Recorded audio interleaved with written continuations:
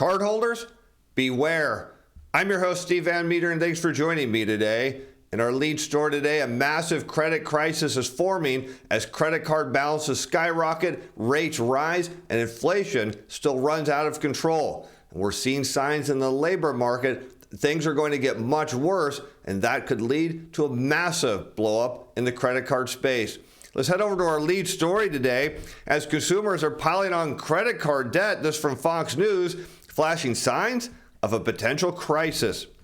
After a year of soaring prices for everyday goods and interest rate hikes, Americans are increasingly leaning on credit cards to make ends meet. Although pandemic-era stimulus payments were able to keep delinquencies at bay by bolstering household savings for a time, those accounts have since dwindled, and that's been a big concern, but we're not hearing that from the banks. I don't know if you remember from weeks ago, we talked about, leading into the bank earnings, how all the bank CEOs say, hey, everybody is flush with cash, savings rates are high, but the real story is savings rates are low and they're diminishing, putting people in a position where they're forced to use their credit cards to get by due to high inflation, but there is a point where they may not be able to make their payments, and that will fuel the next debt crisis. And here we can see just the impact inflation has. We're looking at now in blue consumer loans at credit cards and other revolving plans at commercial banks against the consumer price index. That's shown on a year-over-year rate of change and in red. And you can notice here in the highlighted area where you see inflation start to rise. Without surprise, credit card balances continue to go higher. And here we see it again, but you'll notice now it took for a while before inflation really kicked in that people turned to their cards. And this is where we talk about that pandemic era stimulus actually allowing people to pay down their cards and manage inflation. Once that stimulus ended, well, that story went away too, and people had to turn to their cards to get by. And that meant, of course, the delinquency rate is likely to go higher as we put the article to the test here. And sure enough, what do we see in periods where the consumer price index starts to rise? It's not uncommon to see the delinquency rate rise. We can go here and leading into the great financial crisis, we note inflation starts to rise, and notably delinquencies then follow higher there. We're seeing it now as inflation goes up. Delinquencies, which notably remain at a historic low rate. Again, you think about the narrative here, and what do we have? We have pandemic era stimulus, we have really high savings rates, but as those savings rates, which we'll look at in a little bit, continue to fall, well, we can expect the delinquency rates to get out of control. Now, signs of a looming debt crisis among U.S. consumers are beginning to flash, and as a triple whammy, credit card balances are at an all-time high, annual percentage rates are up, and more consumers are taking on debt than in 2021. And again, this is entirely a story about inflation. And now we can take a look at what's going on with rates, because what we should expect to see as credit card rates go up, that people should use less credit. Now, it makes sense because if you're running a balance and you're making a minimum payment and you start to see your rates go up, that means your minimum payment's going to go higher. At some point, the consumer has to make a decision. Either my wages are going to go up enough to afford this, or I've got to cut my spending and bring this balance down, particularly if they believe the Fed is going to keep raising rates. And here you can see in this chart, consumer loans for credit cards and other plans in blue against commercial bank interest rates on credit cards. And notably, we do see a relationship here that as, of course, rates rise, that people start to look to use their cards a little bit less. We see that here kind of in 2009, rates are going up and credit card balances now are going down. And now with rates going higher here, what we can largely expect to see is people start cutting back on usage of their credit cards, which means they're spending less in the broad economy, and that starts to create the feedback loop that we're seeing in the economic data that indeed the U.S. and global economies are slowing. The debt relief industry has already warned it is seeing a surge in demand that began last summer as struggling consumers increasingly scramble to stay afloat. But the dam is starting to crack, and the defaults have already begun to roll in. Now, I want you to imagine if they're rolling in now, could you imagine if we just have a modest slowdown, if we get that soft landing that the Fed hopes for, just how much worse this is going to get? If we end up in an all-out recession or financial crisis, well, the banks could come crumbling to their knees. Discover Financial CFO John Green issued an ominous warning last week, noting a sharp uptick in delinquencies. He says in their card portfolio, the net charge-off rate was 2.37%, was 87 basis points higher than the prior year and 45 basis points higher sequentially. And this is again a sign of increasing stress on consumers, that they are looking to their credit cards to get by and their wages just aren't keeping up, to the point where they're forced to make a decision, and the decision they're making is to stop paying on their cards.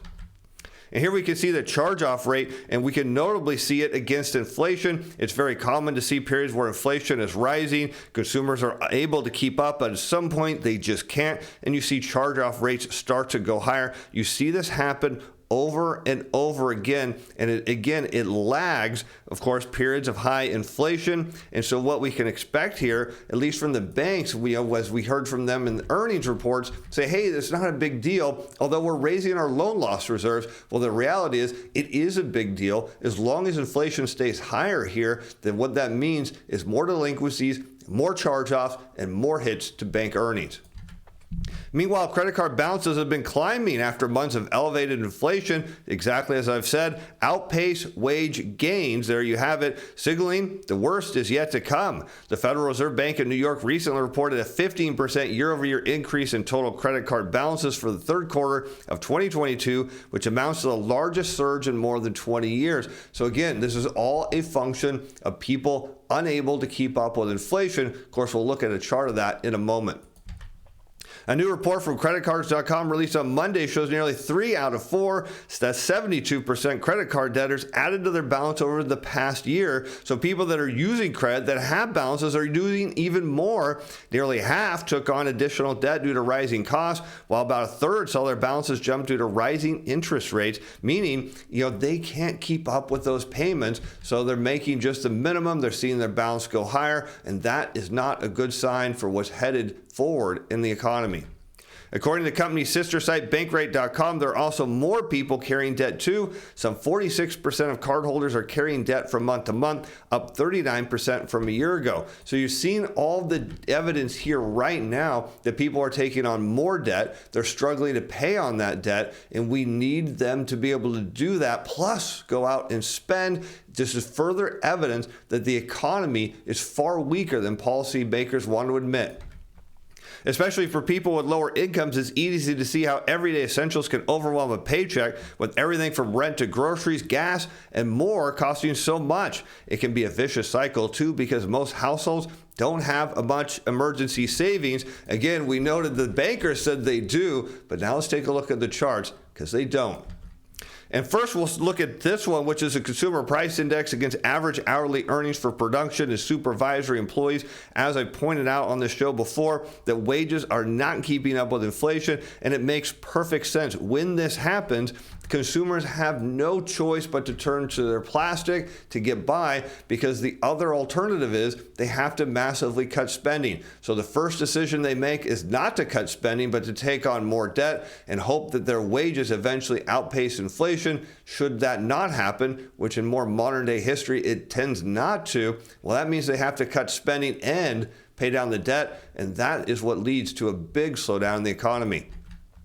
But here you can see the personal savings rate is in the literal toilet here. It is at super low levels, meaning exactly what we could say is that people do not have the savings to pay down their credit cards, and they do not have it at all. And that's a dire situation, because we could almost flip and make this a mirror of this. You see, it's almost a mirror of each other, that as people take on more credit card debt, you'll notice that their ability to save goes down. Again, these are all signs of a weak economy. And now as we get a glimpse into the labor market in our second story here, you can see some signs that perhaps the labor market isn't as strong as the headline data of the non-farm payroll report suggests. And that is not a good sign, particularly as people will need jobs and income to pay on all this debt. If they can't, well, you can guess what's going to happen next. A big debt bubble is going to burst. Companies cut temp workers in warning sign for the labor market. This from the Wall Street Journal. In the last 5 months of 2022, employers cut 110,800 temporary workers, including 35,000 in December, the largest monthly drop since early 2021. And many economists view the sector as an early indicator of future labor market shifts. Now, the temporary market, you think, well, what's the big deal here? Well, there are people that have 2 jobs, one of them being temporary. There are people who have spouses that work a temporary job to help pay bills and maybe have gone or forced to go back into the workforce to bring money in. And where are they going to start? At temporary services. So you start to see as this actually dwindles down, it's not a good sign. Temporary employment declined before some recent recessions and during economic slowdowns, which is no surprise, as temporary workers typically employed through staffing agencies are easy for companies to bring on board and to let go. And pullbacks in temp employment preceded broader payroll declines. That's a key point in the coming week as we get next week as we get the payroll report by several months in recent downturns, including the 2001 and 2007 to 9 recessions. For instance, employment in temp sector began falling in early 2007, while employment across all sectors decided to descend about a year later. So this is kind of a story for later this year, perhaps now, as we're seeing if the temporary workers go away, well, then eventually we see full-time workers go away, and then, of course, the economy hits a wall. Still, the trends in the temp sector are volatile and don't necessarily signal a recession is imminent. Temp jobs fell 4 months in a row in 1995, for instance, during a period of economic growth, and that actually followed the 94 little bit of a recession we had there. The broader decline in temp employment coincides with other indications of a labor market slowdown. Hiring is cooling. Workers are taking longer to find jobs and staying on unemployment benefits longer. And workers' average weekly hours are back at pre-pandemic levels. Manufacturers' overtime hours slipped in December to the lowest level since the pandemic lockdowns and the aftermath of the great financial crisis. So we're seeing signs and the seeds are being planted for a massive debt bubble in the credit card space. Cardholders, if you've got a balance, beware, this could impact you, because if it hits enough people and enough people stop making payments and then end up in a point where they are not just delinquent but having their balances charged off, well, the banks may not be able to survive this one. And with that, I'm Steve Van Metre. Thanks for watching. Thanks for being fans. Bye now.